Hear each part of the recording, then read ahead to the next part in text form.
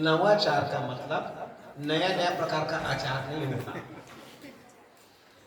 नए नए विचारधाराओं का संकलन और उसे मूर्ति रूप प्रदान करना। एक छोटा सा उदाहरण, एक क्लास के बच्चे, मैं कॉमर्स वाला हूं ना, कॉमर्स को उदाहरण दूंगा, वहां का कोई भी बच्चा इनकम टैक्स को समझने के लिए तैयार नहीं। टीचर बड़ा होशियार था, निवासी अनिवासी असाधारण निवासी बताया। दूसरे दिन बच्चे गोल शून्य, कुछ नहीं समझे। वो होशियार प्रोफेसर ने धड़धड़ धड़धड़ धड़धड़ धड़धड़ पढ़ाया, एक सप्ताह पूरा बिना रुके, और शनिवार को बोल दिया ये कोर्स कंप्लीट। बच्चे सीधे साधे, जैसे यहाँ मरहे टाइप बैठे ना, किसी कुछ पूछना नहीं है, आपस में गप मार के चले जाना है, वैसे। और जाते जाते कह दिया, दुष्टों, तुम 8 लोगों की टीम, तुम 8 लोगों की टीम, तुम 8 लोगों की टीम, 5 टीम बना दिया। और बोले इस अध्याय को तुम 8 लोग पढ़ाओगे, इस अध्याय को ये 8 लोग पढ़ाएंगे, इस अध्याय को ये 8 लोग पढ़ाएंगे। ऐसे करके 5 दिन में बांट दिया। और बाकी को बोला तुम में से कोई एक इसका वीडियो बनाना जो पढ़ाएंगे इनका। अब सबके होश हो गए, वो पढ़ाया। पूछा गया क्यों सर ने यही पढ़ाया था, पुस्तक देखे हो? नहीं। कि टीचर खड़े होके उनको उस पॉइंट को क्लियर किया। दूसरे दिन भी ऐसी डांटा डपटा क्लियर किया। अब वीडियो जाके देखना अपना तुम क्या बकवास किए हो। दूसरा चैप्टर पढ़ाना शुरू किया सैलरी का, वो पूरा समझ में आ गया, जो कि हमारे इनकम टैक्स से सबसे कठिन सब्जेक्ट है, वेतन में आयकर की गणना। क्यों भाई गलत कह रहा हूं क्या? वो लड़के सब समझ गए। और जब बोला गया कि पढ़ाओ, हाँ सर मैं पढ़ा दूंगा, मैं पढ़ा दूंगा। तो मैंने कहा तुम में से टीमों में से सब एक एक अपना सदस्य चुनो, वो पढ़ाएंगे। वो शैतान प्रोफेसर कोई और नहीं था, मैं था। और बाद में भूटान से मेरे को उसके लिए भी बेस्ट टीचर प्रैक्टिस का अवार्ड मिला।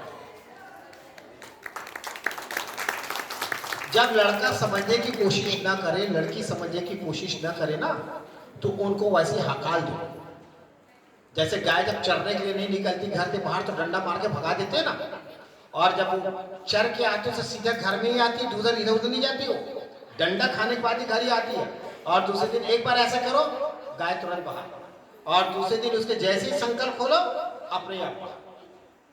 और उसके बाद फिर 7 दिन के बाद वो गाय अगर टाइम में नहीं छोड़ोगे तो रंभाना शुरू कर देती, मेरे को छोड़ो।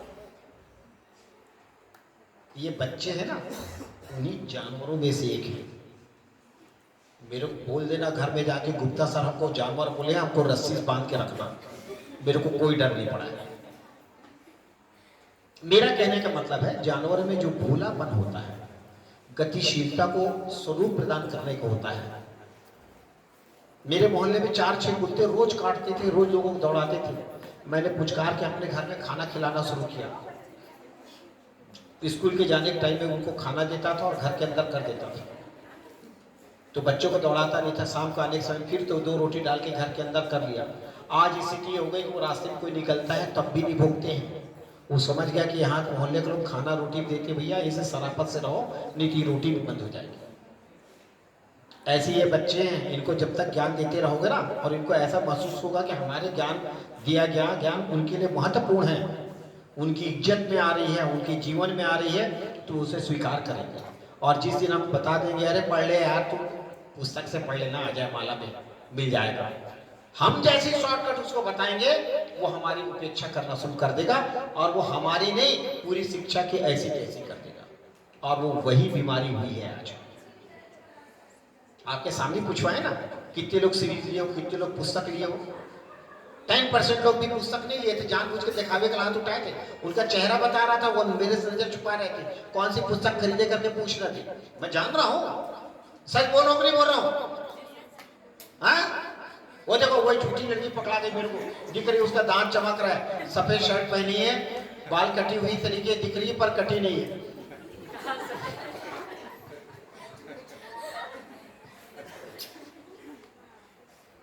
ठीक है, तो ये भ्रम मत पालिए कि हमको क्या है। आप अपनी थीम डेवलप करो बेटा, अपनी फिलॉसफी डेवलप करो। मैंने जो चीज जीवन में तय किया उसको मैंने हासिल किया। गांधी जी ने जिस चीज को तय किया, गांधी जी ने हासिल किया। माँ बाप ने भी जो तय किया वो हासिल किया। अब आजकल के बच्चे साहब दिन भर मोबाइल और टीवी वाले हैं।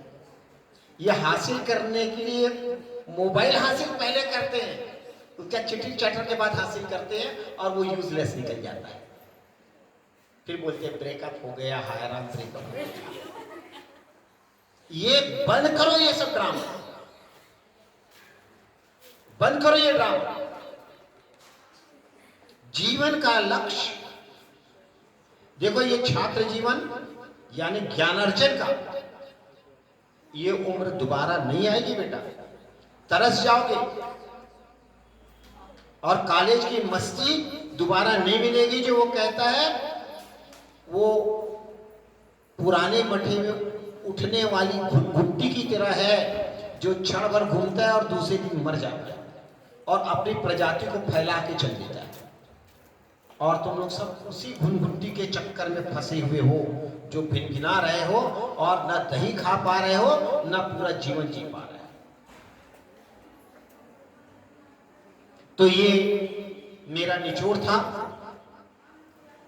आप मुझसे बाहर निकलिए और सच्चे मन से ईमानदारी से पढ़ो बेटा।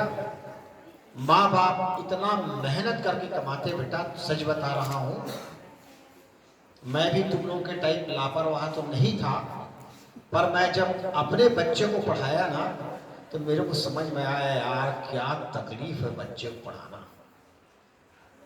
पापा पेन चाहिए, पेंसिल चाहिए, फीस का पैसा चाहिए, एग्जामिनेशन फीस का पैसा चाहिए, रिजल्ट अच्छा नहीं आया रिवैल्यूएशन का चाहिए, रिवैल्यूएशन भी हो गया नहीं आया, मैं काउंसलिंग में जाऊंगी उसका पैसा चाहिए।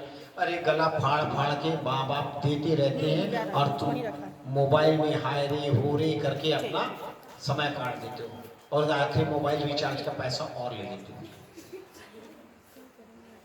मत करो बेटा, ये सब बंद करो। ये तुम्हारे घर का पैसा है जो तुम नष्ट कर रहे हो इधर उधर कर। तुम अपना समय नष्ट कर रहे हो, अपनी बुद्धि भ्रष्ट कर रहे हो।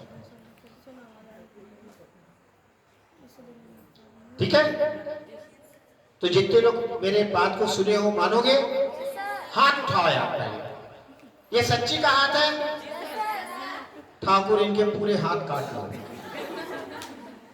ठीक, चलो।